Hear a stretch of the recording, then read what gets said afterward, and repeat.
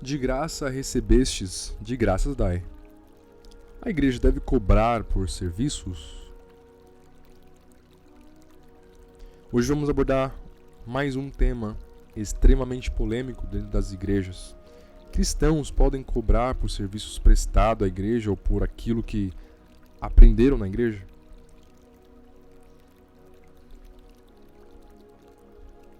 É comum ouvirmos a frase de graça recebestes, de graça dai, citado isso de Mateus capítulo 10, versículo 8, para argumentar que nenhum serviço para a igreja deveria ser cobrado. Isso inclui músicos, pregadores, professores de teologia, designers gráficos, técnicos de som e qualquer outro profissional que atue no contexto eclesiástico. Mas será que esse é o verdadeiro significado dessa passagem? Será que a Bíblia realmente condena a justa remuneração pelo trabalho na obra de Deus? Hoje faremos uma exposição bíblica profunda e bem detalhada sobre o assunto. Bem, o que Mateus capítulo 10, versículo 8 realmente significa? Vamos começar analisando a passagem que é tão frequentemente usada como argumento. Curai os enfermos, limpai os leprosos, ressuscitai os mortos, expulsai os demônios, de graça recebestes, de graças dai. Aqui, Jesus estava enviando os discípulos para realizarem milagres. O contexto imediato não trata de serviços e trabalhos ministeriais, como o ensino, música ou a administração da igreja. Ele estava falando sobre os dons espirituais. Milagres não podem ser vendidos. Nenhum discípulo poderia cobrar por curar um enfermo, ressuscitar um morto ou expulsar um demônio. Isto é uma instrução clara contra a mercantilização dos dons espirituais. Agora, será que essa passagem significa que todo trabalho feito para Deus deve ser gratuito? Vamos ver o que a Bíblia realmente ensina. A palavra de Deus é muito clara em relação à justa remuneração pelo trabalho, inclusive dentro da igreja. Vamos analisar algumas passagens. Em Lucas, capítulo 10, versículo 7. Ficai nessa mesma casa, comendo e bebendo do que eles tiverem, pois o trabalhador é digno do seu salário. Jesus, ao enviar os 70 discípulos, deixa claro que aqueles que trabalham na obra devem receber sustento por isso. Se alguém se dedica ao ministério, é justo que receba por isso. Temos 1 Timóteo, capítulo 5, versículos 17 ao 18. Os presbíteros que governam bem sejam estimados por dignos de duplicada honra, principalmente os que trabalham na palavra e na doutrina. Porque diz a Escritura: não atarás a boca ao boi que debulha, e digno é o obreiro do seu salário.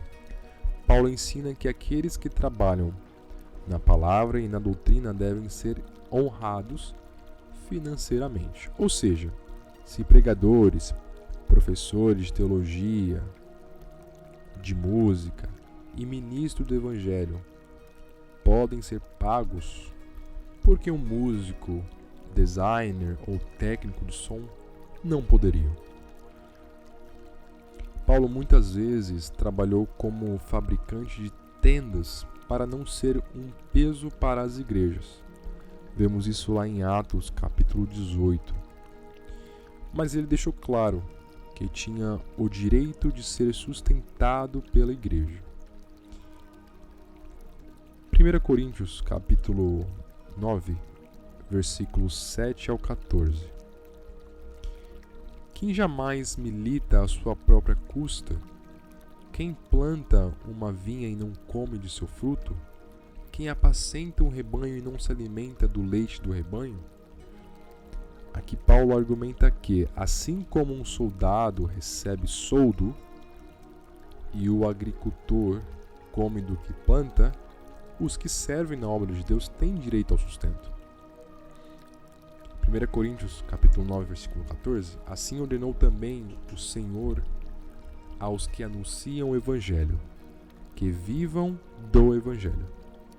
Ou seja, não há problema algum de cobrar por um serviço prestado dentro da igreja, se esse é o meio de sustento da pessoa.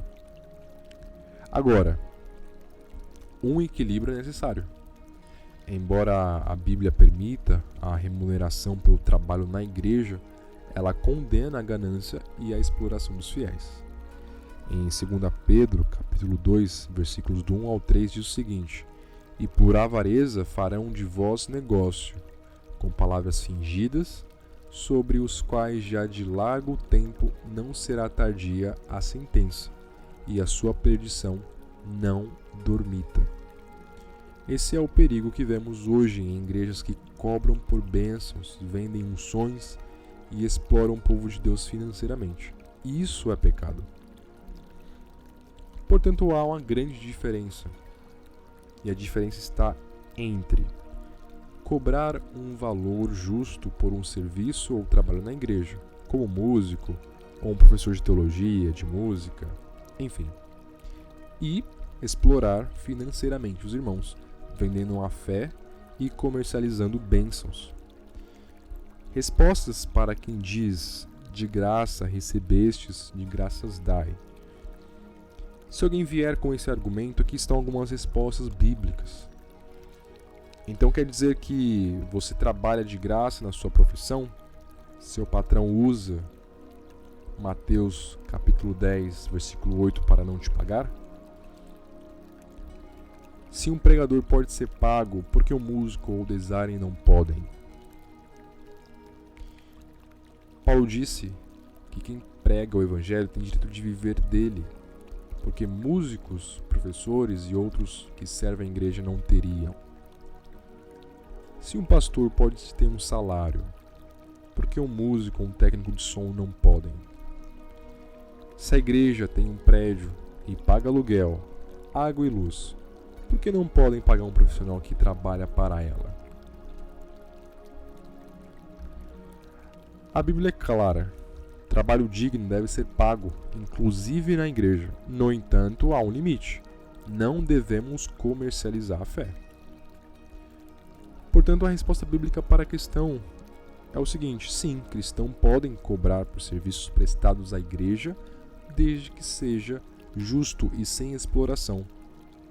E não, a fé não pode ser mercantilizada ou usada para enriquecimento ilícito.